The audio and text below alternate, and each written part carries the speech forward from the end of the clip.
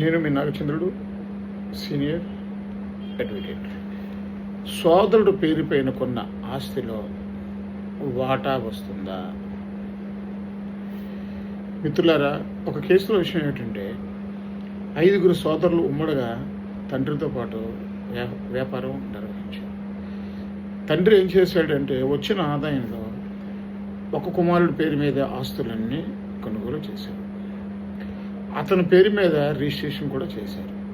తండ్రి చనిపోయాక ఆ పెద్ద కుమారుడు ఏం చెప్తున్నాడు అంటే, ఆ ఆస్తి నా ఒక్కరిదే, నేనే కొనుగోలు చేశాను, నాకు మాత్రమే హక్కులు ఉంటాయి అని అంటున్నాడు.